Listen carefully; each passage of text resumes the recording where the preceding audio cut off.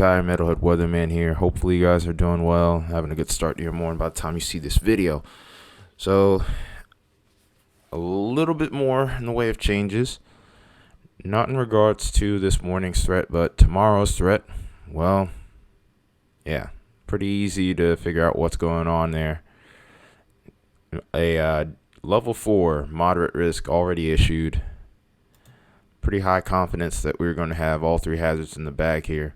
We also have to still be watchful of today's slight risk, so we are going to do a 2-in-1 today in the event, in case the event comes where I may end up live streaming. I don't know for sure if I'll be able to. A lot of this will depend on the time that the storms will fire. If they fire too early, then there's really no point because I have no idea what I'm going to get into at work today. Plus, if you live in Atlanta, you know how the traffic could be, especially as of late. But let's go over the slight risk one last time, and we'll take a look at the composite reflectivity. That usually gives us a good look at the storm modes. But a couple other things to note with this slight risk as well, or just the overall severe threat, it has expanded a bit further out to the east and to the north a little bit, along with that warm sector. Subtle forcing is probably going to keep this event limited in its not only its longevity, but I think also just the scale of the event is going to be a little bit smaller. The highest probability, of course, will be in the slight risk. That hasn't changed. Areas to the east of Dallas all the way to Jackson, Tennessee could see strong to severe storms with all hazards in play, all equally up to slight risk, which includes tornadoes. And we also have a significant hail threat, which we mentioned last night. That has held up.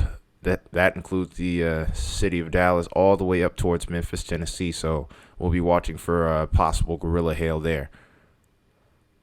Then when we go to Thursday, day 2, we have our moderate risk. This was issued a little further to the west than I was expecting.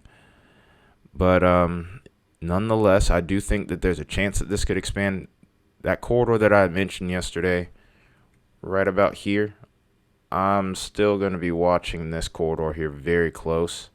This just seems like it's going to be a hot spot given all the parameters we have there, but I think daytime heating is the reason why this may remain not a marginal, but enhanced risk. So let's go ahead and look at the hazard types. Start with the wind threat. It's pretty significant as well.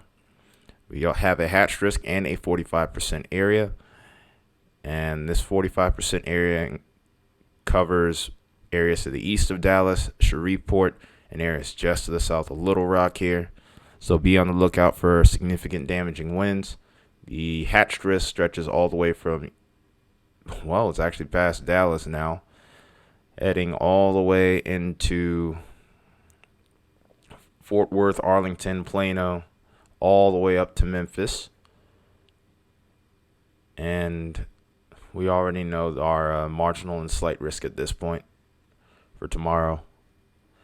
But anywhere from Garland, Shreveport, Mesquite, Tyler, and Longview, be on the lookout for some extremely nasty damaging winds for sure. The hail threat's pretty impressive too. We have that all the way up to enhanced risk criteria. This threat exists from an area that goes as far back as Garland, getting close to Abilene actually, by the way. Large part of Texas.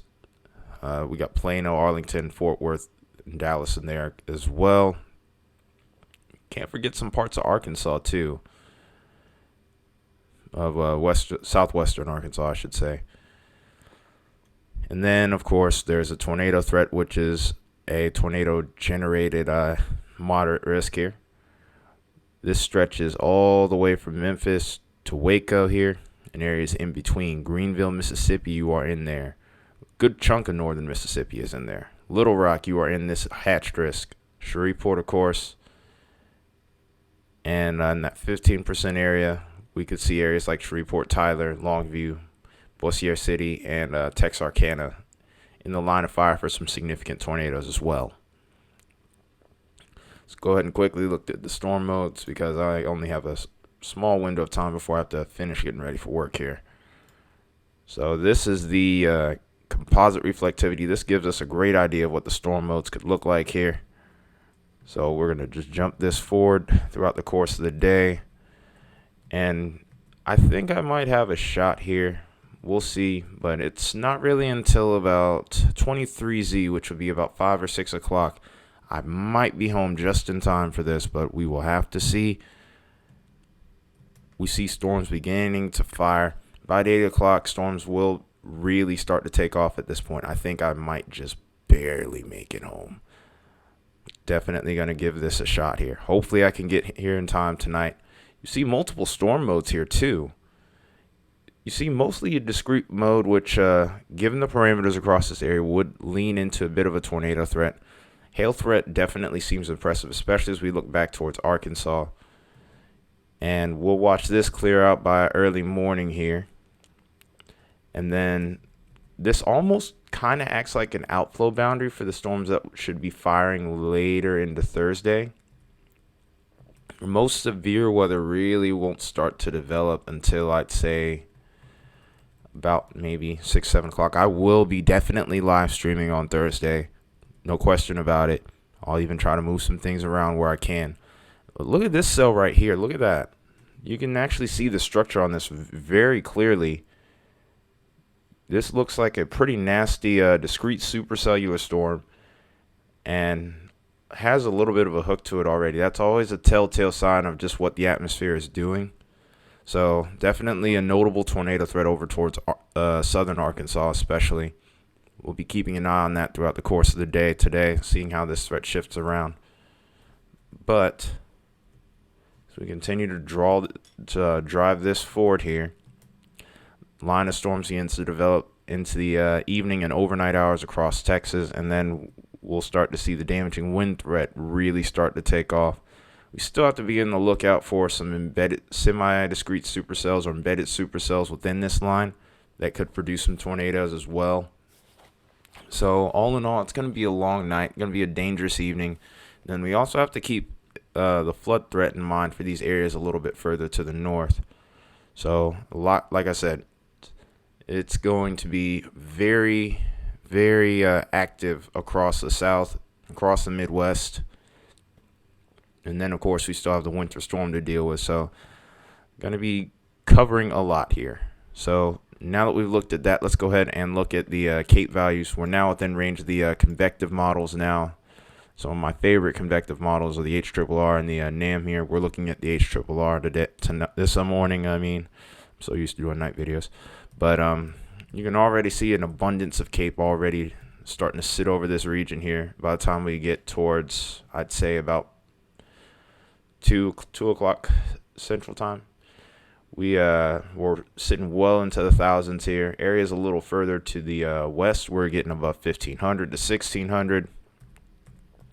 And then we even get a small little strip here where we have heightened CAPE above 2,000 joules. This is becoming an explosive environment very quickly.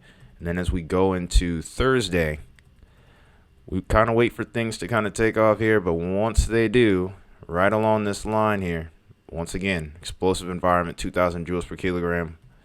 But even out ahead of it, towards Louisiana, we're getting heightened CAPE values above 12 to 1,300. Instability could be a little bit questionable early on towards areas like northern Mississippi.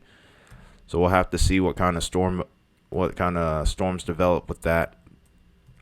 I do think that CAPE could be potentially underdone too. So this is something to keep an eye on.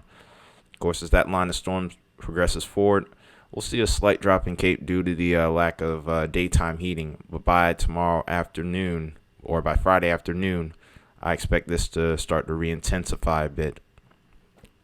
So there's a lot of dynamics there. And then one more thing we're going to look at here.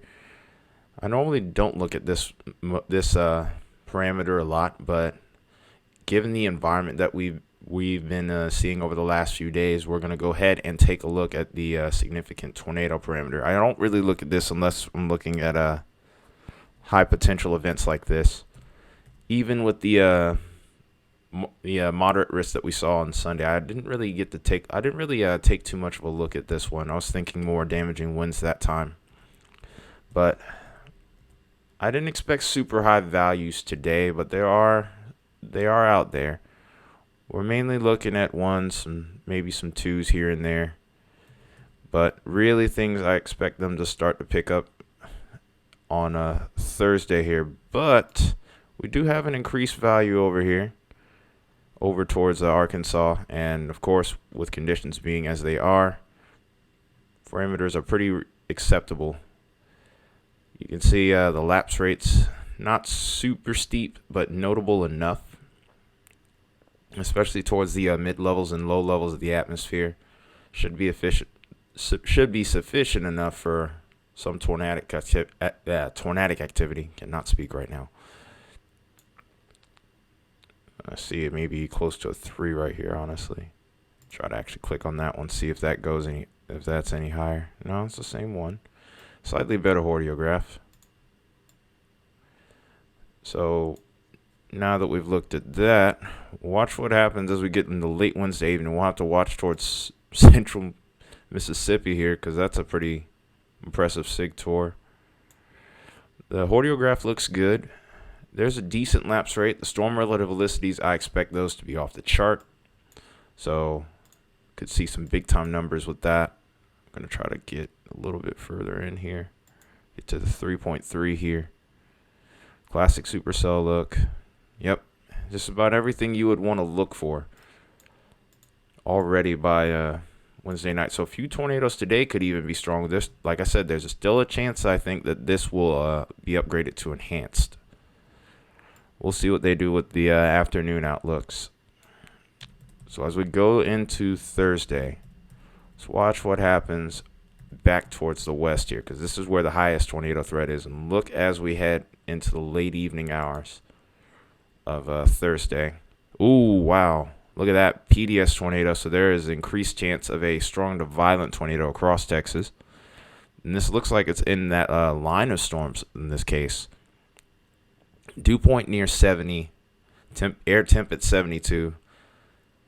The storm is screaming classic supercell. The hordeograph at the low levels looks pretty intense. And then the storm relative felicity is pretty crazy in its own right. We'll see what ends up happening further off to the east. I'm really concerned about that area, because if any prefrontal storms pop up here, it's going to turn into a mess here very fast. And this will exist across parts of northern Texas too. This looks like it's also part of a line segment. And then look at the potential that just develops over across this region as we head into the evening hour, the mid-evening hours here. What's really alarming with this one is this one's more discrete. This has a really strong low-level helicity. The Cape values are impressive here. They're only calling this a marginal tornado threat, but given the look of this hordeograph here, not good news for sure. Okay, so I'm going to run this forward, and then look what happens as we head into the overnight hours here. We're getting into the 4s, we're getting into the 5s, we're getting into ridiculous territory at this point. This is semi-discrete right here. Very dangerous look. Very dangerous look here. And then we see that tornado potential start to diminish, but I do think we will see a resurgence across the southeast. If we don't live stream, we'll do a video covering that tonight or maybe in the morning. We'll see how things progress from that point. But that's the end of this video. Got to hurry up and get ready for work. If you guys found this video useful, you enjoyed it, you know what to do. Hit that like button, subscribe if you haven't already. Share this video to anyone that needs it, especially since we're getting close to 0 hour here. So that being said, take care of each other. See you guys soon. This has been Metalhead Weatherman. Take care until then.